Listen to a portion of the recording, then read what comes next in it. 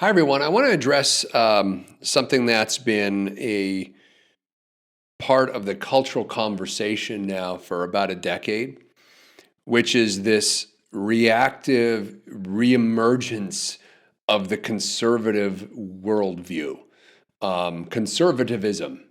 And it shows up in our politics, and it also shows up in our value systems, and it shows up in the choices, the decisions that we make every single day. There's been this push back into a conservative way of living and being.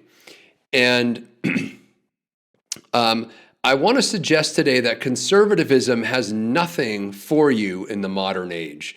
And I know for many of you, there's probably many conservatives who will see this video and they'll say, what the heck is this idiot talking about? Let's start with what conservative even means. Let's put aside the ideologies, the personalities, the people that are currently defining this moment of this reemergence of conservatism, of conservative values, of a conservative worldview, of a conservative way of thinking, and ask the question, let's get sourceful and ask the question, what does it mean to be a conservative? What does conservative even mean? Conservative as a word means to conserve. It means to hedge. It means to confine. It means to block out anything that is not within a very narrow view. To conserve is the opposite of to open and expand. Conservatism and liberalism as worldviews or as value systems, not as political ideologies, although those are influenced by our understanding of these words. But let's just start with the words themselves. Liberalism versus conservatism are diametrically opposed. Conservatism means to contract and restrict. Liberalism means to be open to possibility. Conservatism is rooted in fear. We conserve. Think about it. You conserve money. You conserve energy. You conserve time. When you're at fear or in fear of losing it, in fear of losing money, in fear of losing time, we conserve. We have to conserve food. We might not have enough food. You might conserve your driving or your behavior around driving if you don't have enough gas. So conservatism is steeped and rooted in lack, in scarcity, and in fear. That is the root of the word.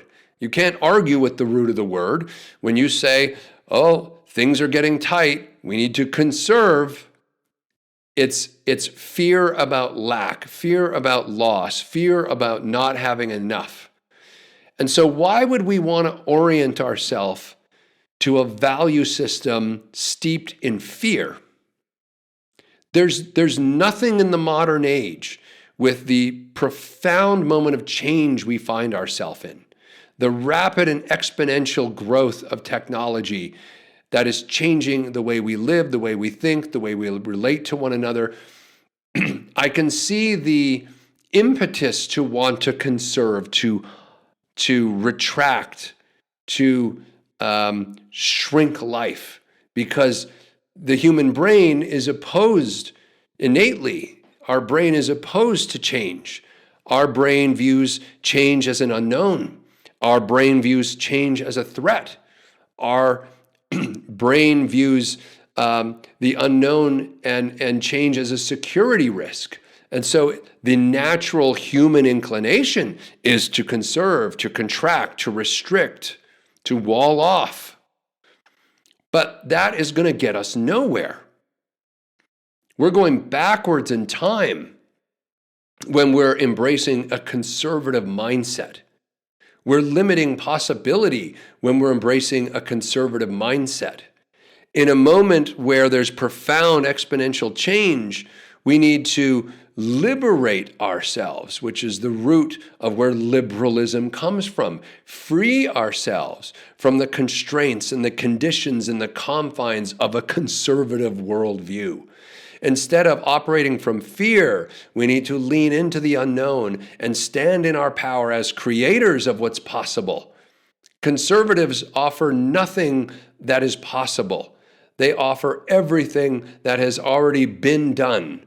They offer everything that has been done in the past, and we're dragging our past and we're bringing it into our present, and we're letting our past create our future when we are adopting a conservative mindset and a conservative worldview. We're not creating something new that's possible. We're sucking the past of what we've already been there, done that, and we're bringing it into the present moment, and we're saying, what from the early 1900s might be relevant to a quantum computing, artificial intelligence age? Now, people aren't actually thinking from that place specifically, but that's really what underpins this.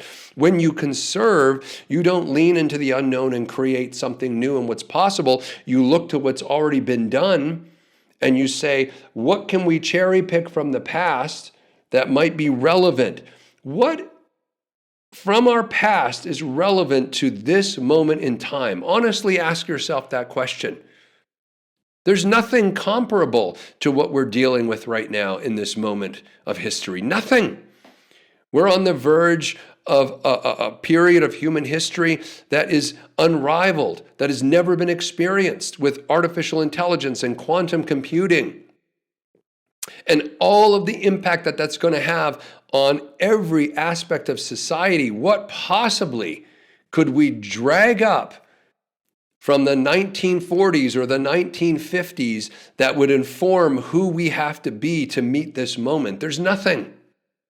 And so we find that the conservative movement is, again, this fear-based movement is advocating for more religion, is advocating for more limited discourse around what's acceptable, is asking for more limited ways of organizing ourselves as a society, is cutting off different groups, different belief systems, because, again, it's fear-based, but that's not going to get us anywhere. We have to be bold pioneers. We have to be, self-confident explorers, to go into the unknown. No different than explorers did historically when people, for example, from the British Empire, before it was the British Empire, decided to get in a boat and search for the new world. I mean, that was the equivalent of, going into space, the unknown. I mean, they had no idea what was on the other side of that ocean. If they were conservative in their thinking, they would never have got on the boat. They would never have left their country. They would have conserved. They would have contracted. They would have gone into the past. Instead of, in the 1400s, sailing across an ocean and discovering a new land and creating new possibility, which has created the new world, they would have gone into the past and they would have said, well, what do we do in the 1200s? Let's just do more of that. Well, what did the 1200s have to do with the late 1400s or early 1500s of explorers? Nothing. So conservatism has nothing for you in the modern age. Nothing at all. There are no answers in the 1900s civilization of humanity that is relevant to artificial intelligence and quantum computing. Nothing at all. And yet, because we're afraid of the unknown, because we're insecure, because we just want an answer, we go back to the old answers. In the Bible, they talk about this as a dog returning to its vomit. We've been there. We've done that. Let's move on. So then the question is, well, how do we embrace the unknown? How do we be bold? How do we embrace a liberal mindset that is open to possibility, that is open to creating something new? Well, in order to do that, you have to liberate yourself from your conditioning.